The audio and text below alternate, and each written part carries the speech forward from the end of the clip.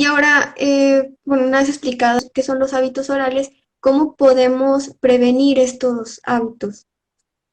Sí, una muy buena pregunta, ¿no? Con respecto a lo que es la prevención de estos Mm. hábitos orales, es muy importante considerar, por ejemplo, supongamos, ¿no? Si tenemos un amamantamiento o una amamentación prolongada, ¿no? Y que se da, por ejemplo, en la primera infancia, que es una forma importante de prevenir hábitos de succión. Entonces, con esos consejos ya podríamos empezar a dar ciertas pautas, ¿no? Ya que este acto, el de succionar o el de chupar, es extremadamente placentero, ¿no? Para el recién nacido. Entonces, de esta forma, es muy importante no dejar de establecer esta relación, tanto entre la succión como el bienestar, ¿no? En otras palabras, se podría mencionar, ¿no? De que estamos frente a algún desconfort, por ejemplo, es no ofrecer algo para el niño, ¿no? En este caso, sustituir este tipo de función, que es de la succión. Entonces, después de esta succión va a quedar un poco asociada a una sensación de calor, por ejemplo, que da la madre al niño, el bienestar, el placer, la seguridad, que es muy importante, y protección. Entonces, todos estos factores pueden desencadenar muchas veces la instalación de los malos hábitos orales, ¿no? Siempre y cuando, obviamente, esto perdure en el tiempo. Ahora, ¿qué sucede, por ejemplo, en el tema de la mamadera, ¿no? Mamadera o biberón, ¿cómo le llaman allá? Sí, biberón, Sí, o mamila también le comentan en su mamila país. también. Entonces, este tema de la mamadera, ¿no? En una succión realizada, por ejemplo, de este instrumento, ¿no? El niño hace un menor esfuerzo muscular, ¿no? Para succionar directamente la leche del envase, ¿no? Sin embargo, es muy importante identificar el tipo de pico o el tipo de chupón, ¿no? Que está en la parte superior de la mamadera, ya que esto muchas veces puede favorecer a una buena capacidad de succión directamente, ¿no? En general, se recomienda tener un orificio importante, ¿no? Para que tenga un adecuado nivel de salida de leche, ya que, por ejemplo, la musculatura orofacial no es ejercitada de una manera correcta, ¿no? Cuando, por ejemplo, se produce un uso prolongado de la mamadera, pero teniendo, por ejemplo, una alteración propia en el pico. Vale decir de que si tenemos, por ejemplo, un orificio muy pequeño, ¿no? Entonces el niño va a producir mayor fuerza, ¿no? Y a la larga va a interferir cráneo facial. Entonces son características muy importantes que muchas veces el uso prolongado de esta mamadera puede también traer perjuicio para las funciones del sistema estomatológico, como por ejemplo la masticación, la respiración, deglución y hasta probablemente el habla, ¿no? Entonces es muy importante que esta mamadera debe ser eliminada o removida ya más o menos a partir de los 18 meses de edad, ¿no? Que es lo que nos recomienda Simbrón, por ejemplo. Sin embargo, se observa, ¿no? Comúnmente la permanencia en su uso.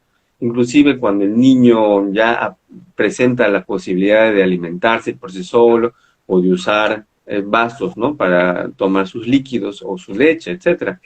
Entonces, este caso que es muy importante, es recomendable preservar el orificio original de la fábrica, ¿no? Y es muy importante también observar, ¿no? Si este orificio está correcto, como vuelvo a repetir, ¿no?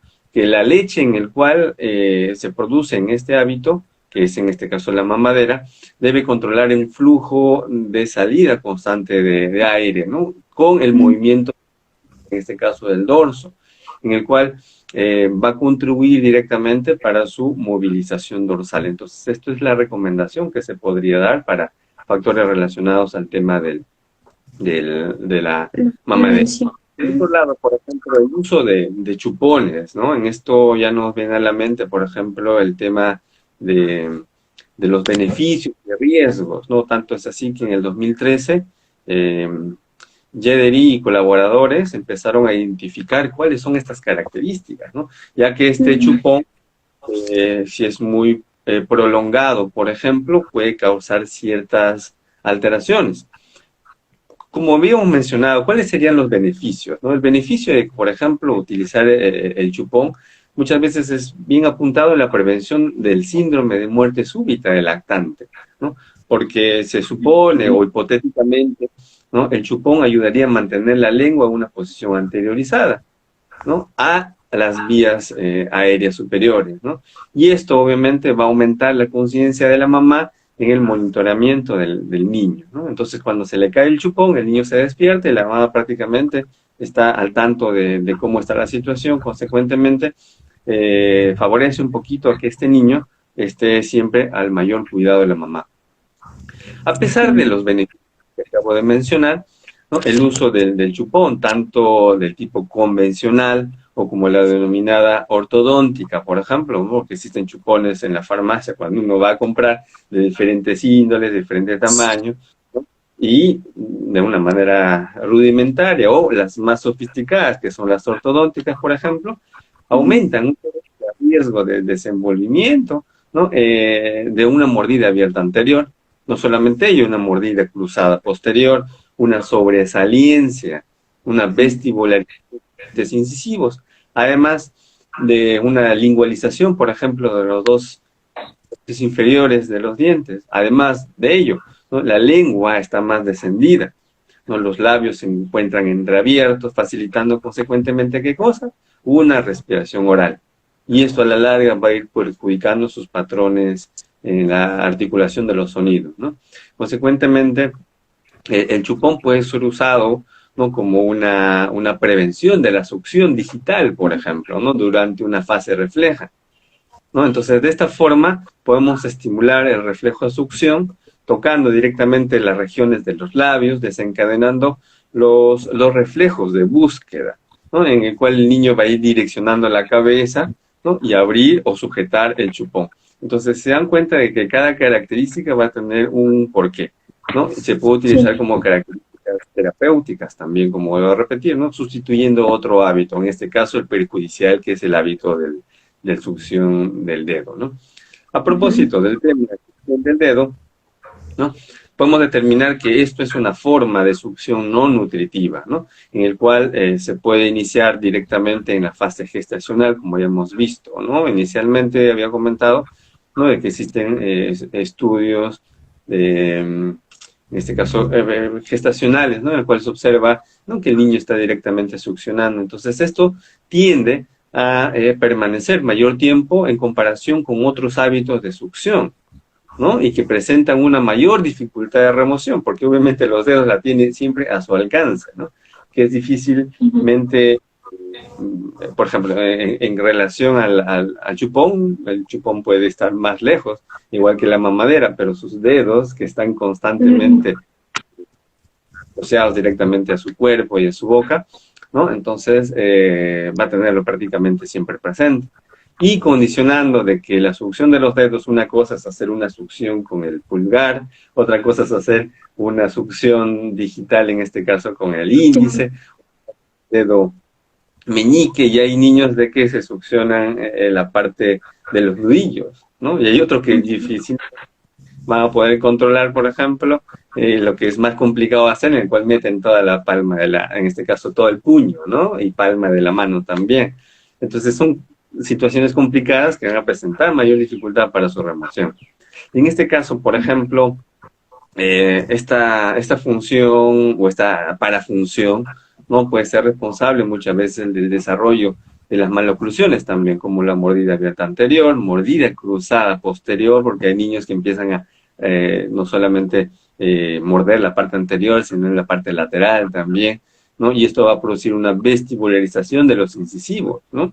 Además de traumas en la mucosa, ¿no?, tanto en la mucosa interna, en este caso de las mejillas, o como la parte anterior de los labios, ¿no? Y también nos menciona Krishnapa, ¿no?, que es un hindú, ¿no?, que en el año 2016, en un estudio que ha realizado como un nuevo hábito por el uso de aparatos electrónicos, por ejemplo, las reabsorciones radiculares, ¿no?, que prácticamente afectan directamente el movimiento cráneo-facial armónico. provocando obviamente desequilibrios musculares funcionales.